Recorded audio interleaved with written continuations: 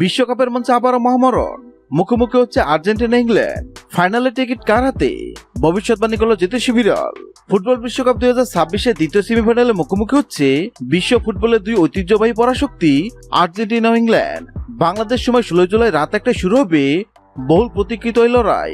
ফাইনালে টিকিট নিশ্চিত করতে দুই দলই মাঠে নামবে নিজেদের সেরাটা উজাড় করে দিতে।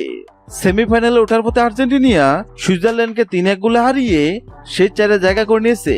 অন্যদিকে নরওয়েকে 2-1 গোলে হারিয়ে সেমিফাইনালে জায়গা নিশ্চিত করেছে ইংল্যান্ড। দুই দলের মুখোমুখি লড়াইয়ের ইতিহাসও দারুণ জমজমাট। এখন পর্যন্ত দুই দল মোট 14 বার মুখোমুখি হয়েছে। এর মধ্যে ইংল্যান্ড জিতেছে 6টিতে, আর্জেন্টিনা 2টিতে এবং 5টি ম্যাচ ড্র হয়েছে। বিশ্বকাপ সাফল্যের দিক থেকে আর্জেন্টিনা অনেক এগিয়ে। আর্জেন্টিনা এখন পর্যন্ত 3বার শিরোপা জিতেছে। অন্যদিকে ইংল্যান্ড একমাত্র বিশ্বকাপ শিরোপা জিতে 1966 সালে।